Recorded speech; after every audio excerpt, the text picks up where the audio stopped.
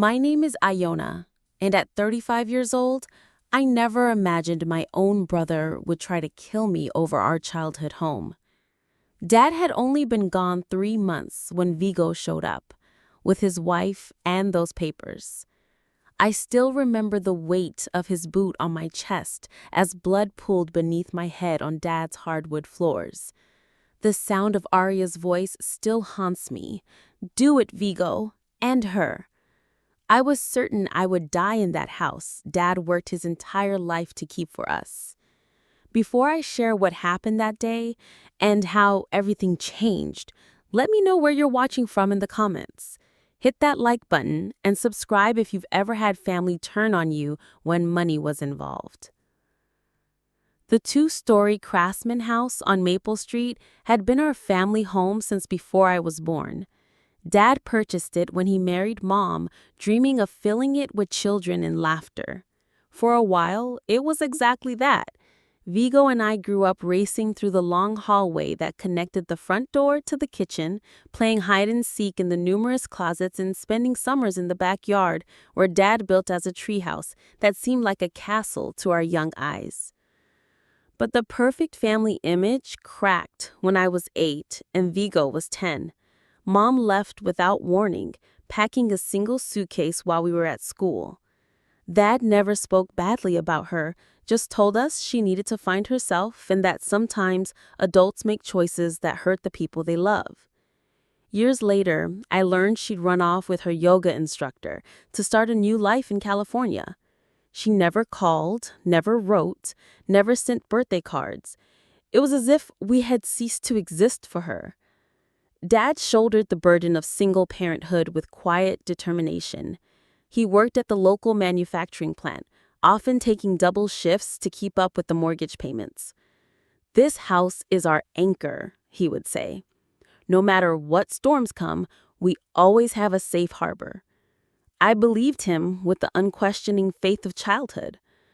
As we grew older, Vigo and I developed different relationships with Dad. I stayed close, helping with household bills from the time I was 16, working at the local grocery store after school. When Dad's arthritis started acting up, I was the one who took him to doctor appointments and made sure he took his medications. Vigo, meanwhile, focused on his education and career. He was always smart, earning a scholarship to a prestigious business school 3 states away. The distance wasn't just geographical. With every visit home, he seemed to grow more impatient with our father's simple lifestyle. "You could sell this place and get something more modern, more manageable," Vigo would suggest during holiday visits. Dad would just smile and say, "Why would I trade a home for a house?" After college, Vigo transformed completely. The brother who once shared ice cream with me on the front porch steps became a man obsessed with status and financial success. He landed a job at a financial consulting firm in the city, bought expensive suits, and rarely called home. When he did visit, he'd spend most of the time on his phone conducting business deals or checking stock prices. Then Vigo met Aria at a corporate fundraiser. She was striking, with her perfect blonde hair, tailored clothing, and the kind of confidence that commanded attention. The first time he brought her to meet Dad, she walked through our home with barely concealed disdain, asking if the vintage fixtures were original or reproduction. She pronounced our family photographs quaint and suggested Dad might enjoy an assisted living community she knew about that had wonderful amenities for seniors. Their wedding was lavish, held at an exclusive country club. Dad and I felt out of place among Vigo's new circle of friends and colleagues. I wore my best dress, purchased on sale at a department store, while Aria's bridesmaids were draped in designer gowns that cost more than 3 months of my salary. Dad gave a heartfelt toast that made me cry, but seemed to embarrass Vigo. Later, I overheard Aria telling someone that Dad's speech was sweet but rambling. You know how older people can be. After the wedding, Vigo visited even less frequently. When Dad was diagnosed with terminal cancer 3 years ago, I made the decision to move back home to care for him. I took a leave of absence from my job as an administrative assistant at the local elementary school where I had worked for 8 years. The principal was understanding, assuring me my position would be waiting when I was ready to return. Viggo called when I told him about Dad's diagnosis, promised to visit soon, but weeks passed. When he finally came, he stayed less than 2 hours, explaining he had an important meeting the next morning. Dad never complained, but I saw the hurt in his eyes when Viggo rushed out the door with a quick pat on his shoulder instead of a proper hug. As Dad's condition worsened, I became his full-time caregiver. Days blended into nights of medication schedules, doctor appointments, and eventually hospice care in our living room. Viggo called occasionally, but always had an excuse for why he couldn't visit. The market's volatile right now, or we're in the middle of a big acquisition. Aria never called at all. 2 weeks before Dad passed, during a rare lucid moment free from pain medication, he took my hand and spoke the words that would later become the center of so much conflict. "Iona, I want you to have the house," he said, his voice weak but determined. "You've been here.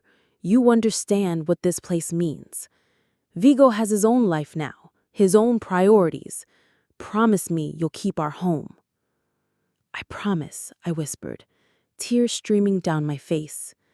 The next day, he had his lawyer come to the house to update his will. I didn't know the details then, only that he seemed more peaceful afterward. When Dad died, I felt as though the foundation of my world had crumbled. I sat in his empty room for hours, surrounded by the artifacts of his life. The worn leather wallet on the dresser, reading glasses folded neatly beside his favorite mystery novel, the old flannel robe hanging on the back of the door. The house seemed to hold its breath, as if waiting to see what would happen next. Viggo arrived for the funeral with Aria in tow. For a brief moment, as we stood beside the grave, I felt united with my brother in grief. He put his arm around my shoulders as we watched the casket being lowered, and I caught a glimpse of the boy who had once been my playmate and protector. Aria stood slightly apart, checking her watch discreetly, her black designer dress and oversized sunglasses making her look like she'd stepped out of a fashion magazine rather than a family gathering. That fleeting moment of connection with Viggo dissolved almost immediately after the funeral reception. As guests were leaving, he cornered me in the kitchen. "We should talk about the house," he said, his voice businesslike. "I think the smartest move would be to sell. The real estate market in this area is hot right now." "I'm not selling," I replied, surprised by his timing. "Dad wanted me to keep it." A flicker of something cold passed across his face before he composed himself. "We'll discuss it later," he said, walking away to join Aria, who was waiting impatiently by the door. I didn't realize then that this brief exchange was just the first rumble of the earthquake that would eventually shatter what remained of our family. 2 weeks after the funeral, we met with Dad's attorney, Lloyd Peterson, a kind-faced man in his 60s who had been Dad's friend since high school. Lloyd's office was modest but professional, with law books lining the walls and family photographs on his desk. Viggo and Aria arrived 10 minutes late, both dressed in business attire that seemed excessive for our small-town setting. Lloyd began by expressing his condolences before opening the file containing Dad's will. The terms were straightforward. The house was left to me with the stipulation that I would pay Viggo his fair share of the property's value over a 5-year period, interest-free.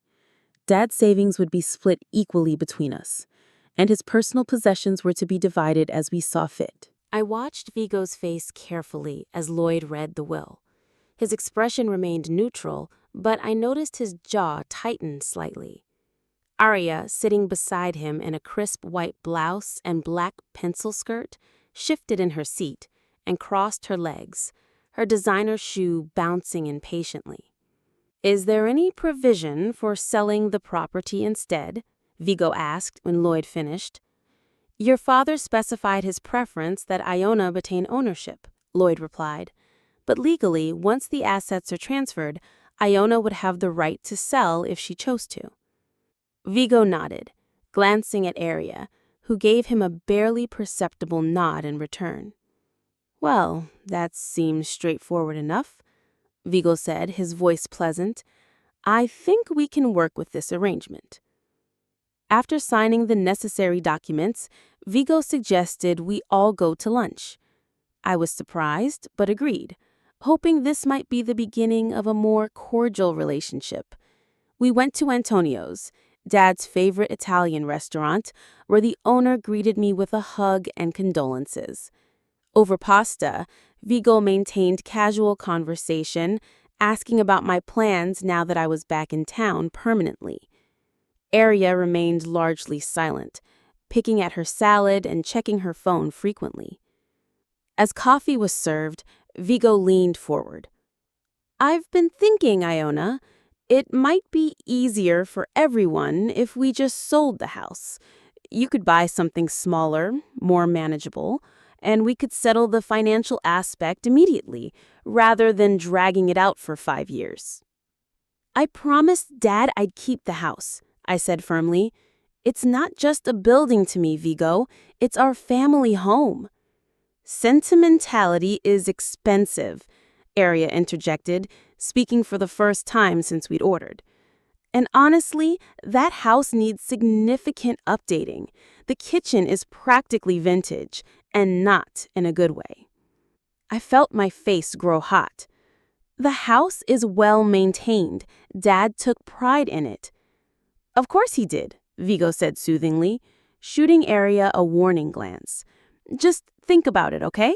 No pressure." But there was pressure, and it only increased in the weeks that followed. I returned to my job at the school, finding comfort in the familiar routine and the support of my colleagues. One evening, my cousin Patrick called. He lived in the city where Viggo and Aria had their condo and occasionally ran into them at social events. "I thought you should know," Patrick said hesitantly. "Viggo and Aria are having money troubles. I overheard something at James Morton's retirement party last weekend. They bought that luxury condo at the peak of the market, and now it's underwater. Plus, there's talk about Aria's shopping habits. Apparently, they're carrying some serious credit card debt." "How serious?" I asked. "Six-figure serious," Patrick replied. "And Viggo made some risky investments that didn't pan out. From what I gathered, they're feeling the squeeze." This information cast Viggo's sudden interest in selling the house in a new light. I lived modestly on my school's salary, supplemented by the small amount Dad had left me. The house was paid off, so my expenses were manageable. I had no intention of selling the only real home I ever known to bail out my brother's financial mismanagement. 2 weeks after our lunch, Viggo called again, his tone less friendly this time. "Have you thought more about selling?" Viggo asked without preamble. "My answer hasn't changed, Viggo. I'm keeping the house." "That's really selfish, Iona. You're living alone in a 4-bedroom house while I have to wait 5 years for my share. How is that fair?" "It was Dad's decision, and I took care of him for 3 years while you were too busy to visit more than a handful of times." "Don't try to guilt me," Viggo shot back. "I was building a career, providing for my family. We can't all put our lives on hold." The conversation ended with Viggo hanging up abruptly. That night, I received a text from Aria. "Family should support each other. Your brother deserves better than this treatment." The messages became more frequent. Viggo called almost daily, each conversation more heated than the last. He began bringing up childhood incidents, twisting them to portray himself as the neglected son who had to fight for attention while I was supposedly Dad's favorite. "Dad always coddled you," he claimed during one particularly nasty call. "He never pushed you to achieve anything beyond your mediocre job at that school. He held you back, and now you're clinging to that house because you've got nothing else." His words stung, but I recognized the manipulation tactic. Viggo had always been charismatic and persuasive, skilled at reshaping narratives to suit his purposes. I refused to be swayed. Then family members began calling me with concerns. Aunt Susan said Aria had told her I had manipulated Dad during his illness, taking advantage of his weakened state to convince him to leave me the house. Uncle Robert questioned whether I was being fair to Vigo. Even my second cousin, Elaine, who I rarely spoke with, sent a Facebook message suggesting I do the right thing and sell the property. I felt increasingly isolated, but I held firm. This was the home where Dad had raised us after Mom abandoned the family. This was where he had taught me to ride a bike, helped with homework at the kitchen table, and later where I had held his hand as he took his final breath. I wasn't going to sell it to satisfy Vigo's creditors. One afternoon, I came home from work to find a strange car parked across the street. The driver, a woman in business attire, watched the house intently. When I approached, she drove away quickly. 2 days later, I discovered someone had been inside the house. Nothing was taken, but items were slightly out of place, and I found a business card from a real estate agency tucked under a vase in the living room. I called Vigo immediately. "Did you show a realtor through the house?" "You weren't answering my calls," he replied unapologetically. "I still have Dad's spare key. I thought if you saw some numbers, you might be more reasonable." I was furious. "That's breaking and entering, Vigo. You had no right." "It's partly my house, too. Dad's will says I own half its value." "Value, not property," I corrected him. "Stay away from my house, or I'll call the police." He laughed. "Go ahead. Tell them your brother used the key to enter the family home he grew up in. See how seriously they take you." I changed the locks the next day.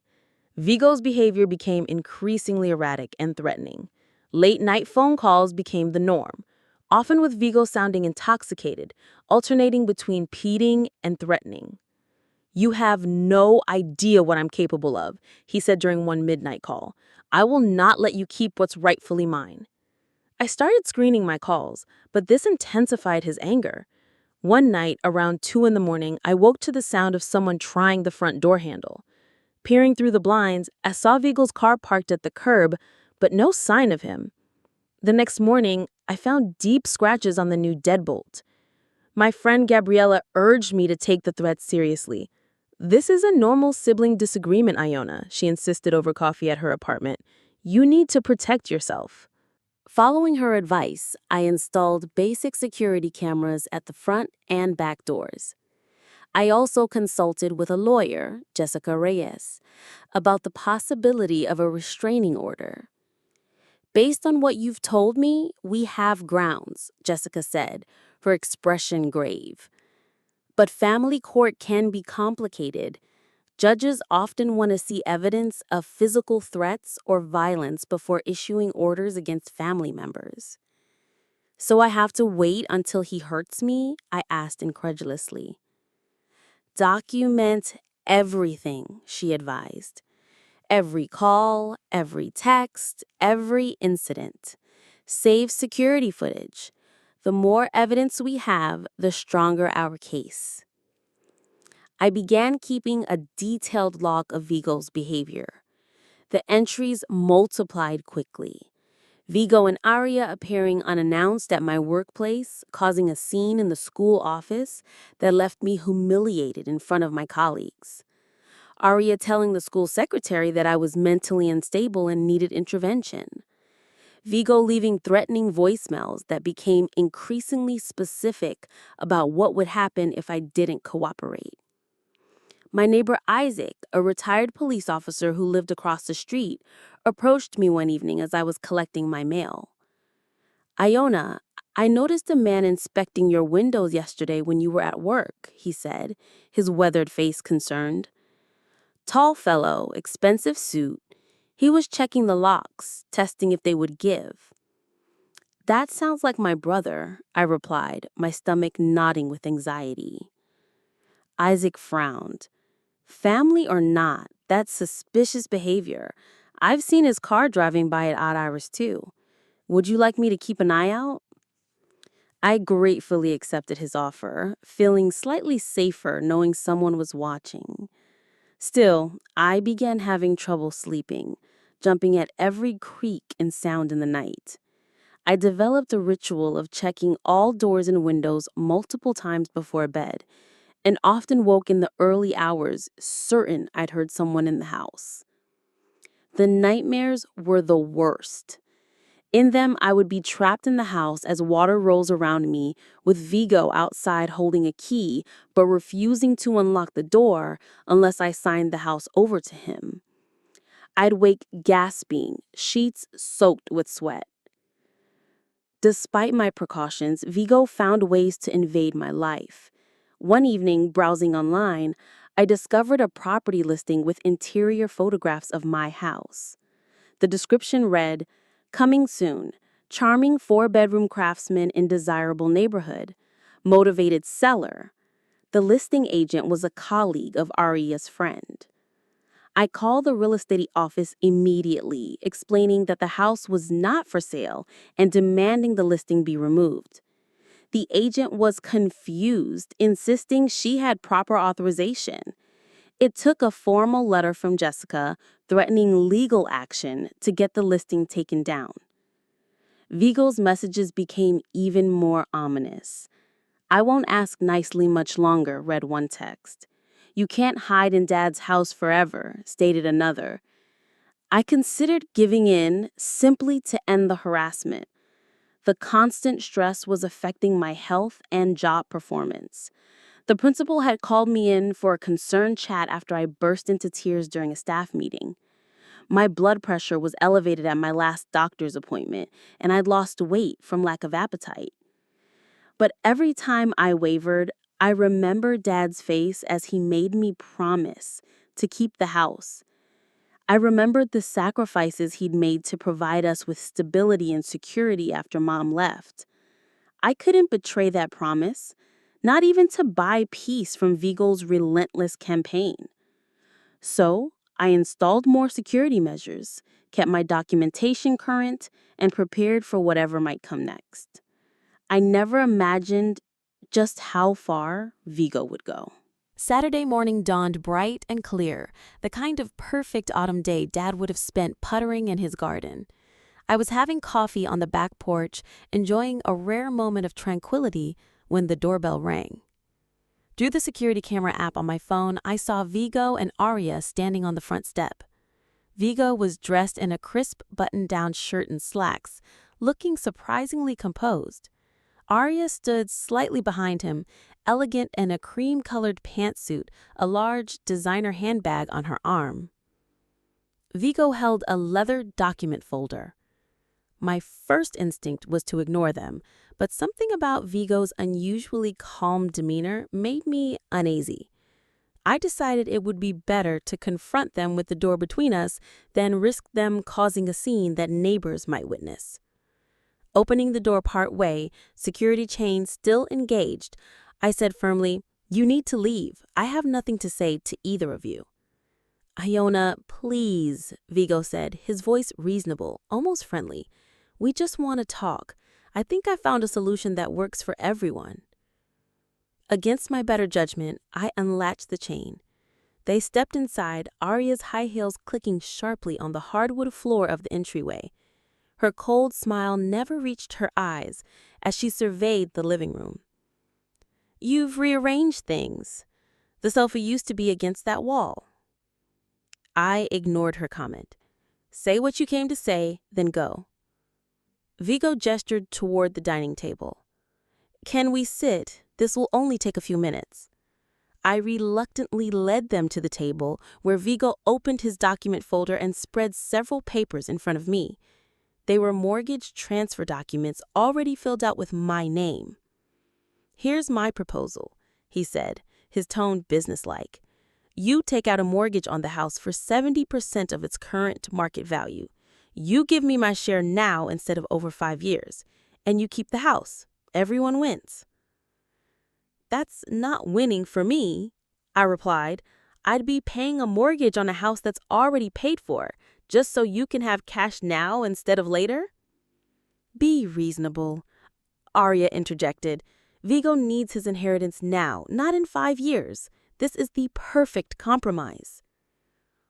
"Why do you need the money so urgently?" I asked, though I already knew the answer from Patrick. Viggo's jaw tightened. "That's not relevant. What matters is finding a fair solution." Fair would have been visiting Dad more than twice a year while he was dying, I said, my patience evaporating. Fair would have been respecting his wishes instead of harassing me for months. We wouldn't have to harass you if you weren't being so stubborn, Aria snapped. Just sign the papers, Iona. We have better things to do than sit here all day. I'm not signing anything, I stated, standing up. Now please leave my house. The change in Viggo was instantaneous and terrifying. The veneer of civility cracked, revealing a rage I'd never seen before. He knocked his chair backward as he stood, sending it crashing to the floor. In 2 quick strides, he was around the table, grabbing my hair with one hand and my arm with the other. "You ungrateful little bitch," he snarled, his face inches from mine. He slammed me against the wall, knocking a framed family photo to the floor, glass shattering. Pain exploded across my back and shoulders. Viggo threw me to the floor with shocking force. My head hit the hardwood with a sickening thud, and for a moment, my vision swam with black spots. I felt the warm trickle of blood from where my scalp had split open. Viggo loomed over me, then delivered a vicious kick to my ribs that left me struggling to breathe. Another kick followed, and another. "Sign the damn papers," he demanded, punctuating each word with another blow. "Signed or I'll break every bone in your body." I curled into a protective ball, tasting blood where I'd bitten my cheek. Through tear-blurred vision, I saw Aria standing calmly by the table, watching without expression as her husband assaulted me. She hadn't moved to help or to stop him.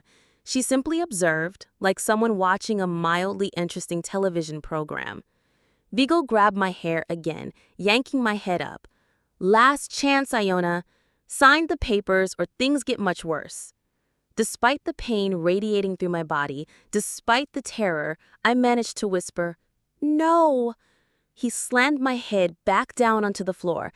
"You always were stubborn, just like Dad. Look where it got him." Viggo reached for a heavy crystal paperweight on the side table, a gift from Dad's coworkers when he retired. The sunlight caught it as he raised it, sending rainbow prisms dancing across the wall, a beautiful prelude to what I was certain would be devastating damage. That's when I heard Aria's voice, cold and precise. "Do it, Viggo. End her. She's never going to sign otherwise." In that moment, I knew with absolute certainty that my brother might actually kill me. The brother who had once carried me on his shoulders at the county fair, who had taught me to ride a bike, who had defended me from bullies in elementary school, was now poised to crush my skull over money. And his wife was encouraging him. Blood pooled beneath my head, spreading across the floor Dad had so carefully refinished the summer before his diagnosis. My vision began to blur at the edges. I wondered if Dad could see this happening in the home he'd loved so much. Then came the sound of the back door opening, followed by a commanding voice. "Stop! Police!"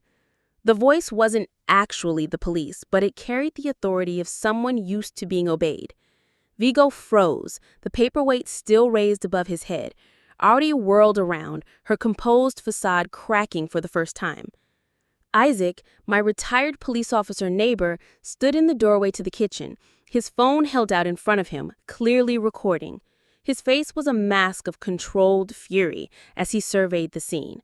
Me bleeding on the floor, Viggo poised to strike, Aria standing by. "Put it down," Isaac ordered Viggo, his voice steady but forceful. "I've already called 911. They'll be here any minute." Viggo lowered the paperweight slowly, his expression shifting from rage to calculation. "This isn't what it looks like," he said suddenly, sounding reasonable again. "My sister attacked us. She's been unstable since our father died. We were defending ourselves."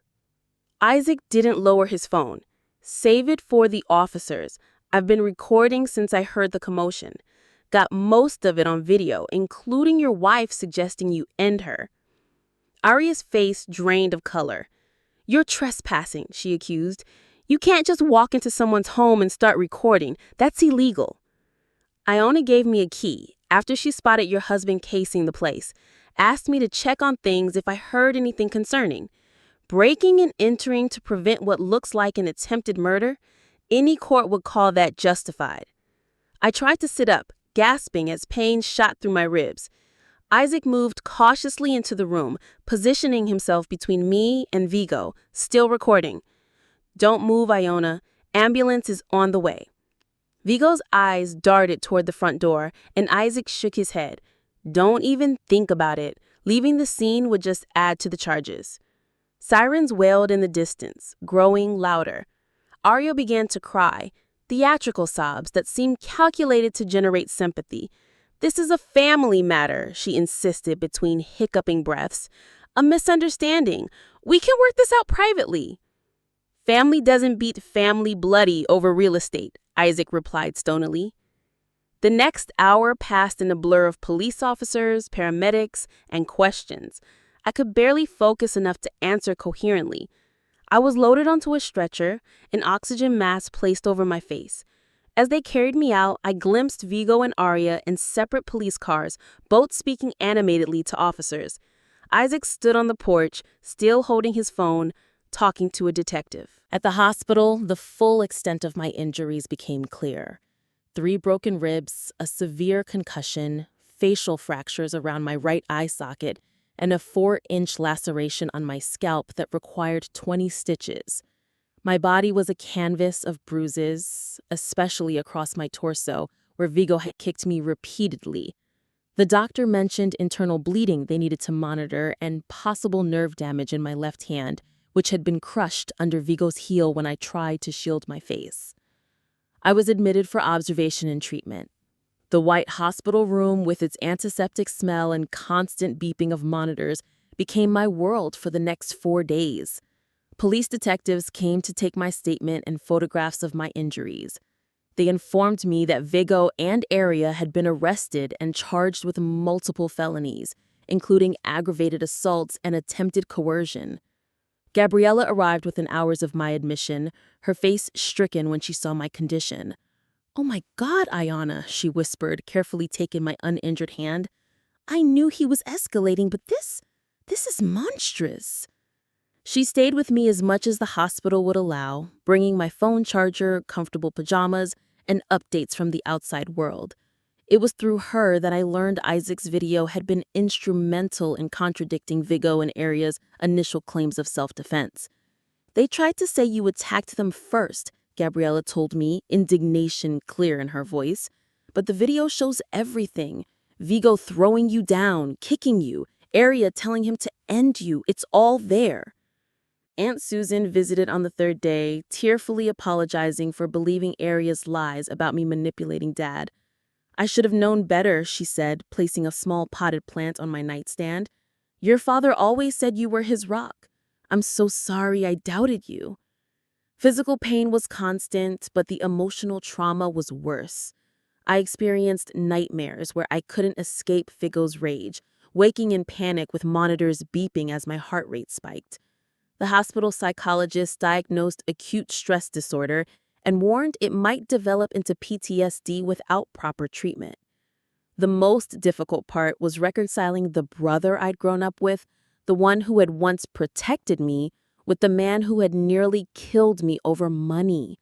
When I closed my eyes, I saw his face transformed by rage, felt the impact of his boot against my ribs, heard Aria's cold instruction, "End her." The betrayal cut deeper than any physical wound.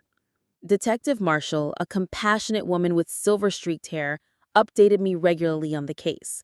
"They're not getting out on bail," she assured me. The judge considered them flight risks given their financial situation and the severity of the charges. Isaac's video evidence was damning. "What happens next?" I asked. "They'll face preliminary hearings, then probably go to trial unless they accept plea deals. Either way, with the evidence we have, they're looking at significant prison time." The thought of returning to the house where the attack had occurred filled me with dread. Each time I pictured the dining room, I saw blood on the hardwood floors, felt the impact of my head against the wall. The home that had once represented safety now seemed tainted by violence. "I don't know if I can go back there," I confessed to Gabriella the night before my discharge. "You don't have to decide right away," she assured me. "You can stay with me as long as you need." When I was released from the hospital, Gabriella drove me to her apartment. My body was healing, but everyday movements were still painful. Simply walking from the car to her second-floor unit left me breathless and dizzy. The doctor had prescribed pain medication and arranged for physical therapy, warning that complete recovery would take months. That first night away from the hospital, lying on Gabriella's pull-out sofa, I found myself wondering what Dad would think of everything that had happened. Would he regret leaving me the house if he knew what it would cost? The question haunted me as I drifted into uneasy sleep, pain medications blurring the edges of consciousness, but not quite erasing the memory of Viggo's rage-distorted face. The legal proceedings against Viggo and Aria moved forward with surprising speed. 3 weeks after the attack, still healing from my injuries, I testified at the preliminary hearing from a wheelchair. My face remained swollen and discolored, and I needed assistance to move from the witness stand to the evidence presentation area. Isaac's testimony followed mine. The courtroom fell silent as his video played on screens, showing the brutality of the attack in vivid detail. Even the court reporter paused momentarily, visibly affected by the footage. When Aria's voice clearly said, "Do it, Viggo. End her," several jury members audibly gasped. Other witnesses came forward as well. My next-door neighbor described hearing shouting and thuds, then seeing me carried out on a stretcher. A colleague of Viggo's testified about his increasingly erratic behavior at work in the months before the attack, including overheard phone calls where he discussed needing money urgently. Most damaging was the financial evidence. Investigators discovered credit card statements showing Aria had accumulated over $100,000 in debt on luxury purchases, designer clothing, exotic vacations, jewelry. Viggo had attempted to cover these expenses through increasingly risky investments, most of which had failed. A foreclosure notice on their condo dated 1 week before the attack revealed they were 3 months behind on payments. During cross-examination, Viggo's attorney attempted to portray him as a devoted brother under extreme financial pressure who had momentarily lost control. The strategy backfired when the prosecutor presented text messages from Viggo's phone discussing various scenarios for forcing me to sell the house, dating back to the day after Dad's funeral. The courtroom dynamics shifted dramatically when Viggo broke down under questioning, blaming Aria for their financial troubles. "She kept spending no matter how many times I told her we couldn't afford it," he shouted, his composure finally shattering. Aria's response was immediate and calculated. Her attorney requested a separate trial, arguing that she was merely present during the assault and that her comment had been misinterpreted in the heat of the moment. When this motion was denied, her defense pivoted to portraying her as a victim of Viggo's manipulation and hidden rage issues. My client was afraid to contradict her husband. She feared becoming his next target if she intervened, her attorney claimed. This strategy collapsed when prosecutors produced Aria's text messages to Viggo in the weeks before the attack, including one that read, "If she won't sell willingly, we need to make her, whatever it takes." The judge's condemnation during sentencing was scathing. In 30 years on the bench, he stated, looking directly at Viggo, "I have rarely seen such a calculated attack on a family member for financial gain. You betrayed not only your sister, but the memory of your father who worked so hard to provide that home for both his children." Viggo received 8 years for aggravated assault and attempted coercion, with additional charges of conspiracy and premeditated assault.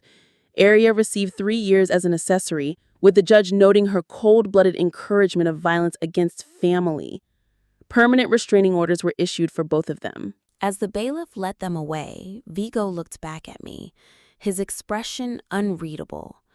Ariana kept her eyes forward, her perfect posture maintained even in handcuffs. I felt no satisfaction watching them go, only a profound emptiness and lingering disbelief that we had come to this point. Outside the courthouse, reporters asked how I felt about the verdict. "Justice was served," I replied simply, "but there are no winners here." With the trial concluded, I faced the decision I'd been avoiding, whether to return to the house. I had been staying with Gabriella for nearly 2 months, my physical injuries healing slowly but steadily. The thought of returning to the scene of the attack still filled me with anxiety, but I also couldn't imagine abandoning the home Dad had worked so hard to maintain. Isaac and Gabriella offered to help secure the property and prepare it for my return. "We'll make it safe," Isaac promised. "New security system, reinforced doors and windows. No one will get in unwanted." On a cold, clear Saturday, they accompanied me on my first visit back. I hesitated at the front door, my hand trembling slightly as I inserted the key.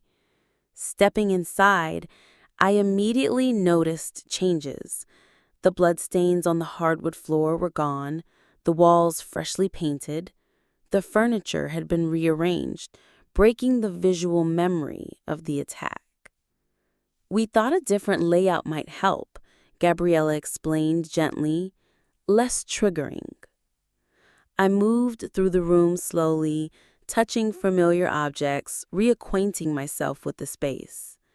In Dad's study, while searching for insurance documents, I found a handwritten letter in his desk drawer addressed to Ariana and Viggo.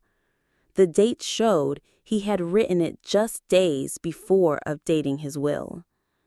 "My dear children," it began, "by the time you read this, I will be gone.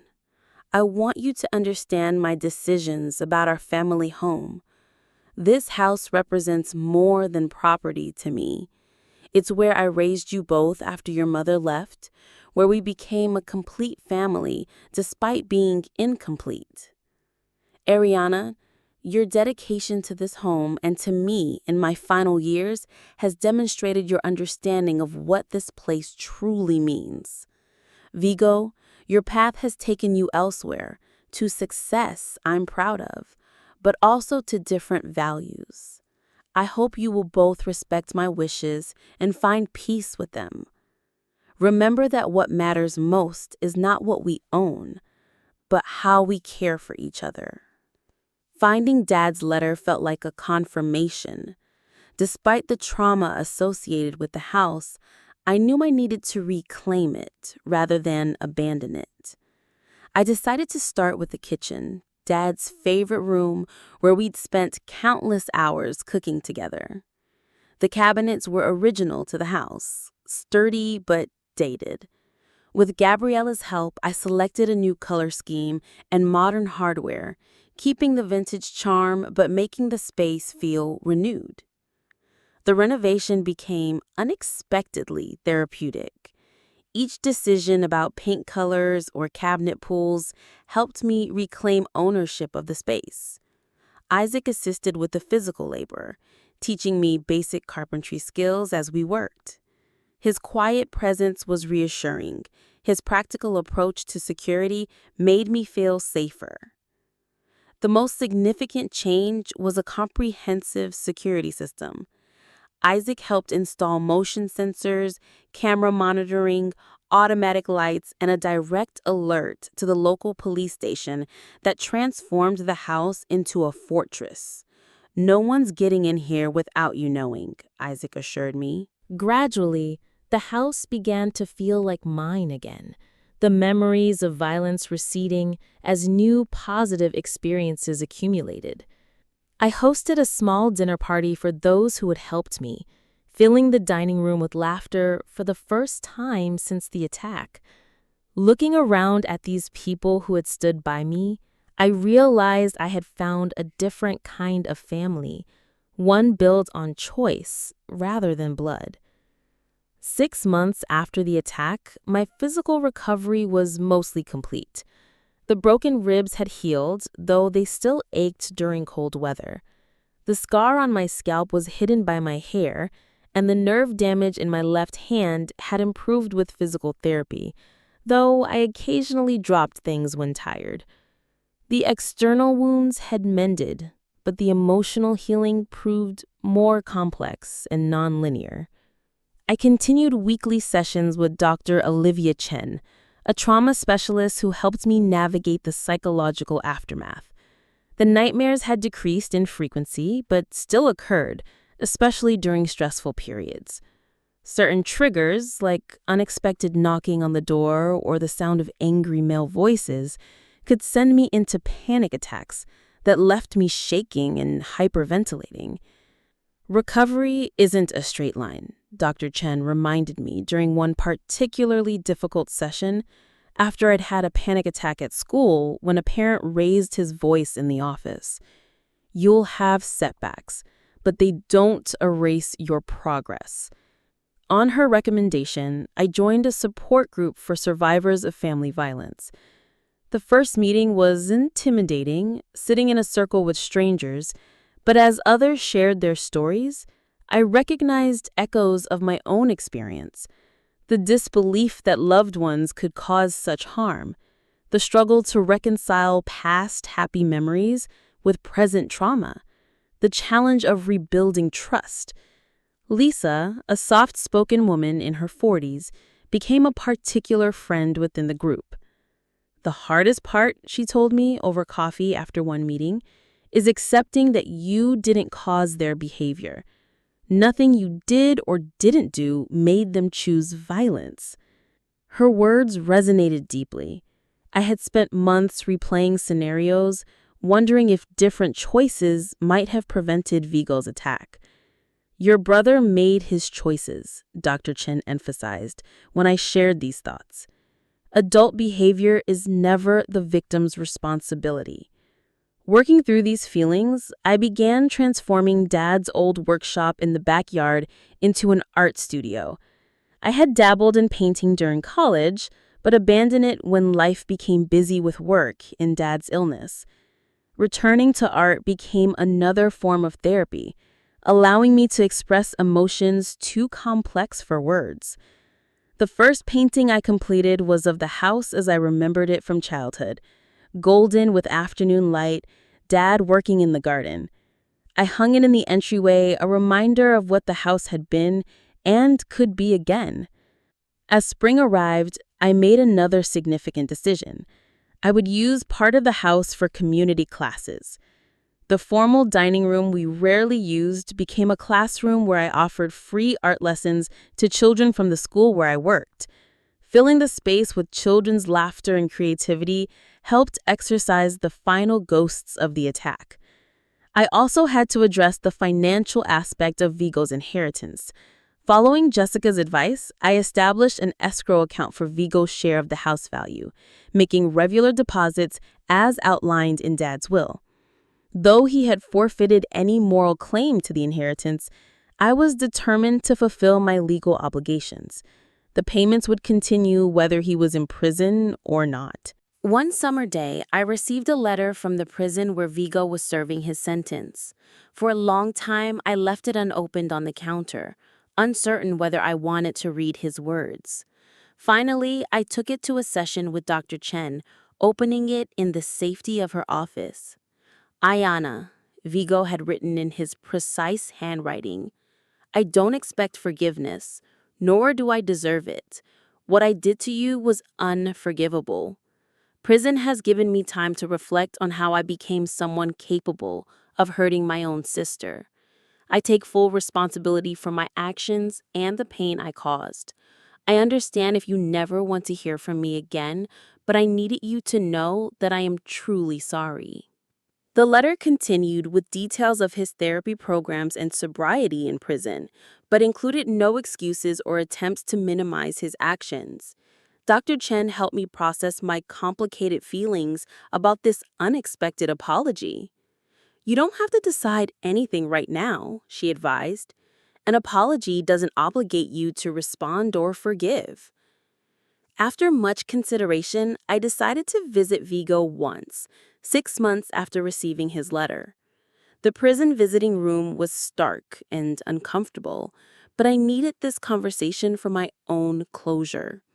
Viggo looked different, thinner and subdued, the designer clothes replaced by a prison uniform. We spoke through a partition, his eyes frequently dropping from mine in shame. I meant what I wrote, he said. I don't expect forgiveness.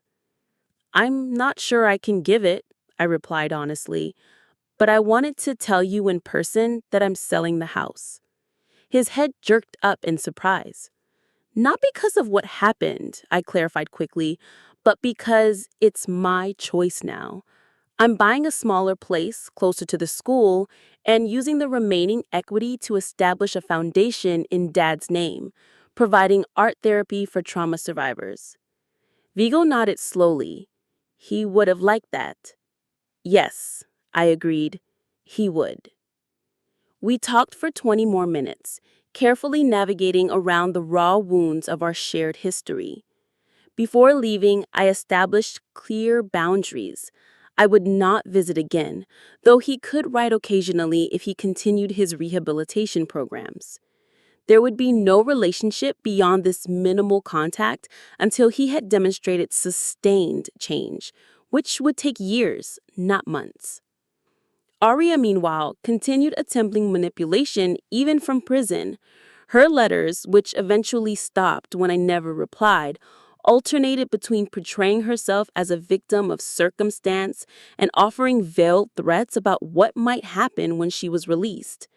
I forwarded these to Detective Marshall, who added them to Aria's file for consideration during her eventual parole hearings. As my healing progressed, I developed unexpected new friendships. Isaac's son, Mark, a kind-hearted architect visiting from Seattle, began helping with renovation projects around the house. Our professional relationship gradually evolved into something more personal. Unlike previous relationships where I'd rushed into emotional commitment, Mark and I moved slowly, building trust carefully. No timeline pressure, he said when we discussed his eventual return to Seattle. Healing comes first. We'll figure out the rest as we go. This approach extended to other areas of my life as well. I enrolled in a master's program in education administration, taking control of my career advancement after years of stagnation. I worked with a financial advisor to secure my future, something Dad had always encouraged, but I had neglected. In the backyard, I created a memorial garden for Dad, planting his favorite flowers and installing a small fountain whose gentle bubbling reminded me of his laugh. Sitting there on summer evenings, I often reflected on how he would view the events that had transpired after his death. I believed he would be sad about Vigo's choices, but proud of my resilience. Dad had always emphasized that true family is defined by actions, not blood, a lesson painfully reinforced by recent events. He would approve of the new family I was building around me, comprised of friends, neighbors, and colleagues who had demonstrated true care and support. When the house finally sold, nearly 18 months after the attack, I felt ready to move forward. The new owners were a young couple with two small children, exactly the kind of family Dad would have wanted to see enjoying the space. I gave them a letter detailing the house's happy history, the generations of children who had played in its rooms, the holidays celebrated, the love it had contained. I chose not to mention the violence, believing that chapter belonged to me, not the house itself. My new home, a charming bungalow within walking distance from the school, became a fresh start. Unconsciously planning, I realized I had recreated elements of Dad's decorating style, his preference for comfortable furniture and warm colors. It wasn't about clinging to the past, but honoring what I'd learned from him about creating spaces where people feel welcome and safe. The foundation I established with the proceeds from the house sale, the James Reynolds Art Therapy Center, opened its doors exactly 2 years after Dad's passing. Watching trauma survivors find healing through creative expression brought meaning to the painful journey I'd experienced. Looking back, I realized that what Vigo failed to understand was that Dad's true legacy wasn't the house itself, but the values it represented: stability, safety, the importance of home as more than just property. And trying to claim the physical asset, Vigo had betrayed everything the asset symbolized. My healing isn't complete, and perhaps never will be, entirely. There are still difficult days, triggers that catch me unprepared, moments when trust feels impossible. But I've learned that healing doesn't mean erasing the past or pretending the trauma didn't occur. It means building something new around the broken places, creating meaning from suffering, and choosing how my story continues. The most profound lesson came from understanding that sometimes the family we're born into isn't the family that will support us through life's darkest moments.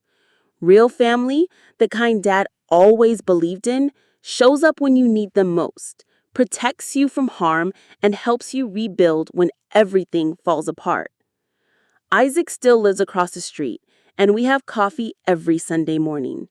Gabriella remains my closest confidant, the sister I never had.